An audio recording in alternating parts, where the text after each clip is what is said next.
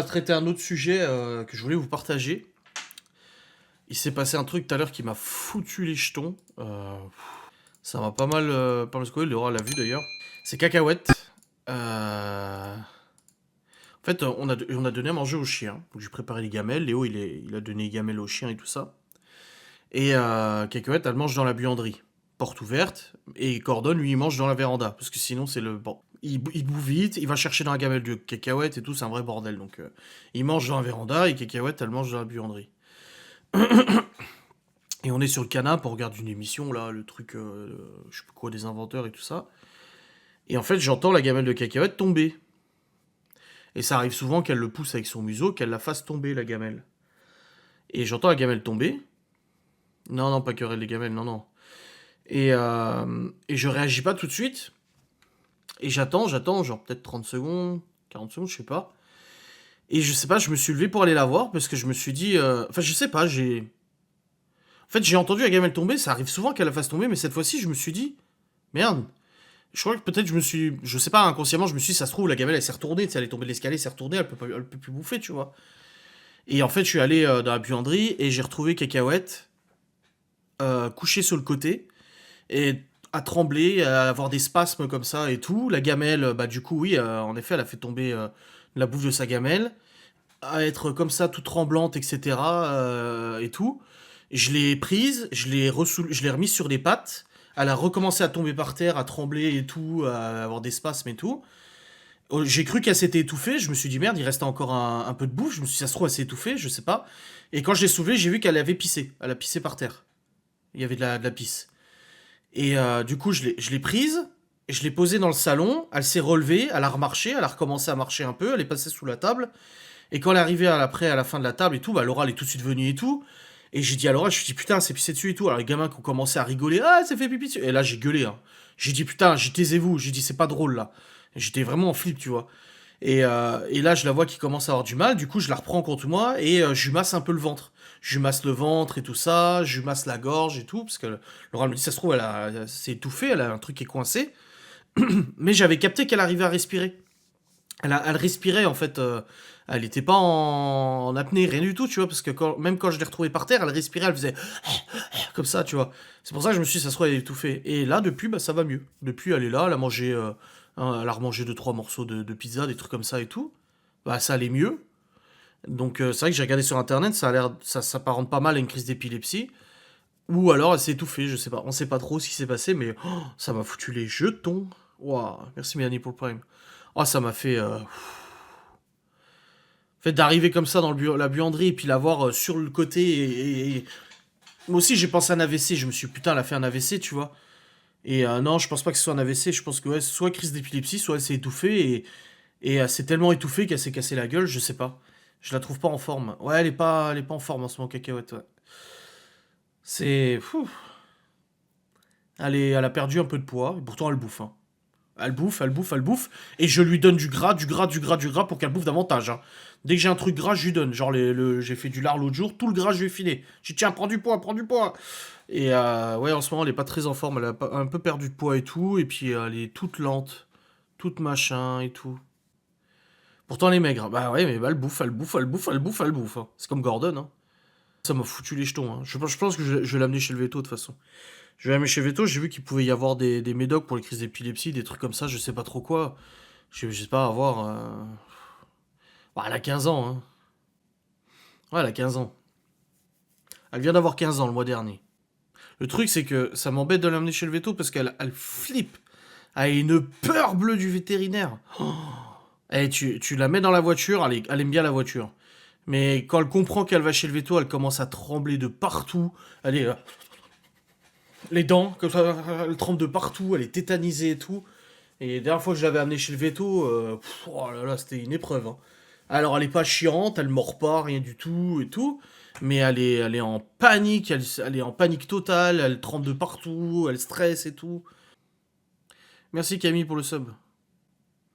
Ouais, enfin bon, tu donnes un calmant à Cacahuète, elle est déjà assez calme, elle bougera plus, hein. Ah, Kadia est moins stressée, ouais. Ouais, je sais pas, je vais voir. Oui, oui, je vais l'emmener chez le veto, ça lui fera un petit check-up. Comme ça, elle aura un petit check-up. Je demanderai à Laura le... Bah si, le veto, c'est à Saint-Dié. C'est là où j'avais amené les chats. J'appellerai demain matin pour prendre rendez-vous. Comme ça, je fais un petit bilan.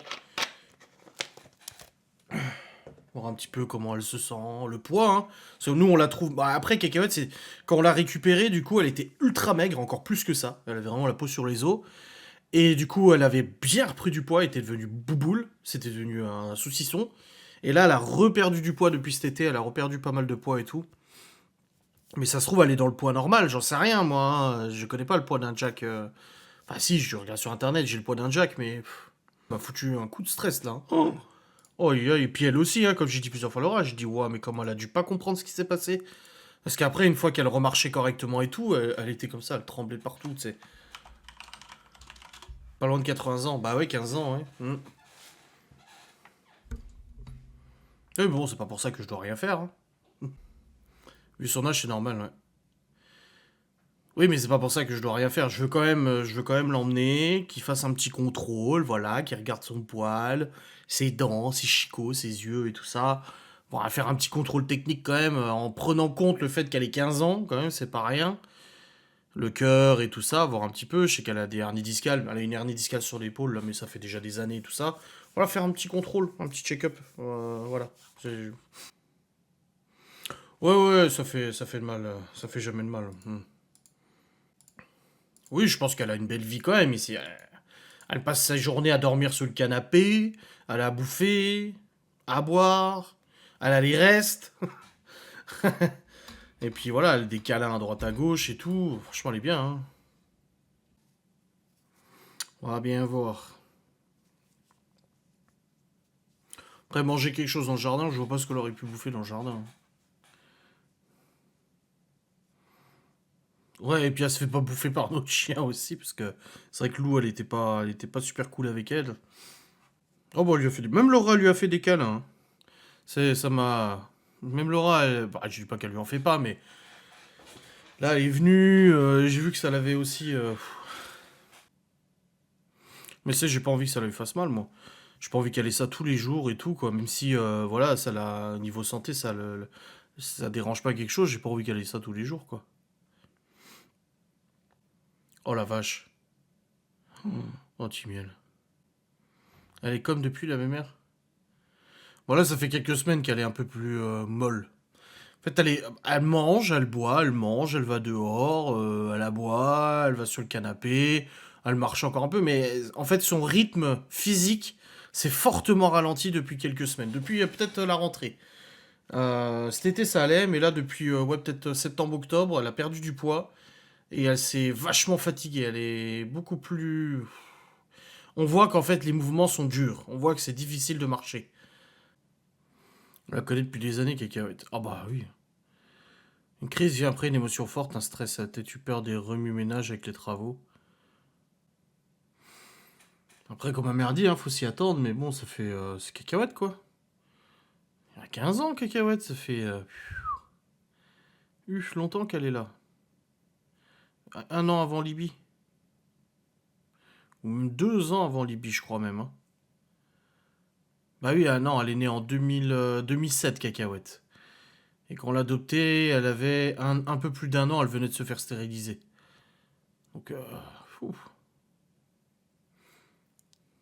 Ah, c'est une super mémère, ouais. A été trimballée à droite, à gauche, machin et tout. Mais je suis content qu'on l'ait récupéré quand même. Belle retraite, ouais. Hmm.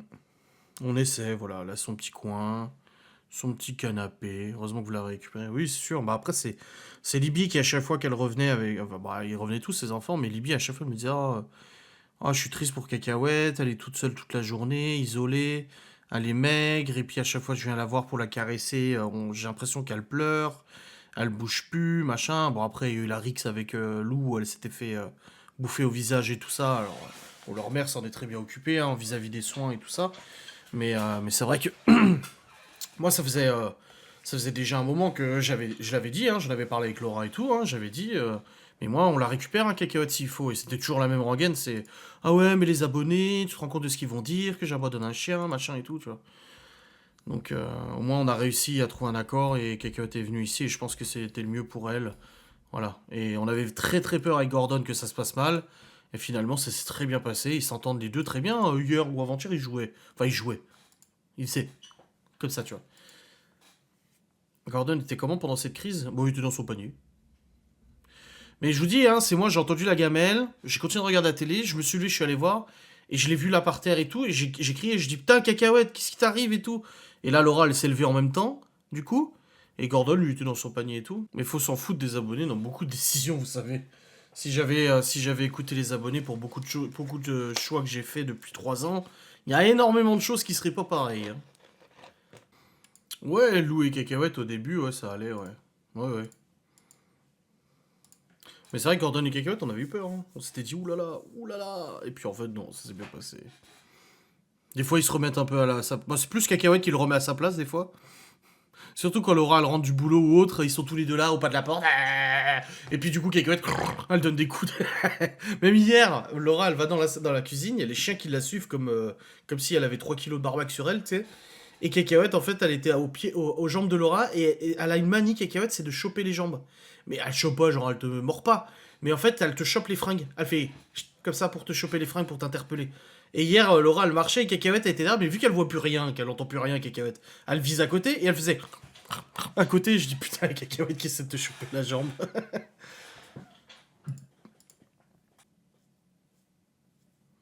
Ouais, Gordon, quand il aboie, ouais, c'est quelque chose, ça c'est sûr. Mais bon, maintenant qu'il y a la palissade, c'est quand même vachement plus tranquille. C'est vachement plus tranquille, la palissade.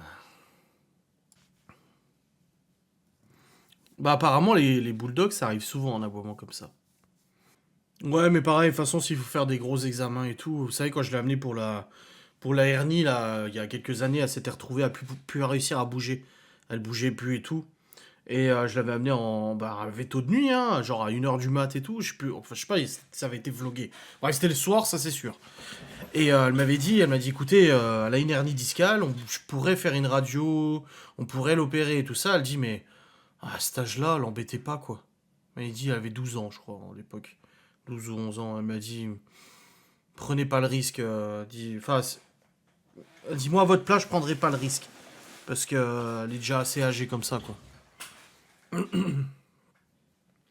Qu'est-ce que ça pète? Ah oui, ça c'est sûr, oui. Ah, moi, j'aime pas les bulldogs, je trouve ça moche. Cacahuète aussi, elle est moche, hein. Je dis des fois, je la regarde, je fais, mais qu'est-ce que t'es moche, toi?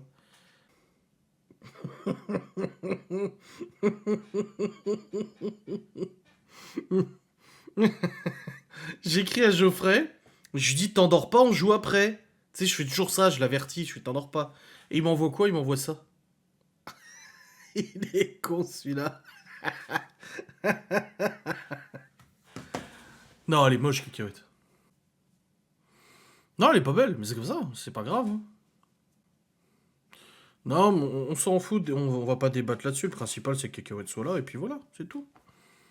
3 ans après, elle est là, et elle tient le coup.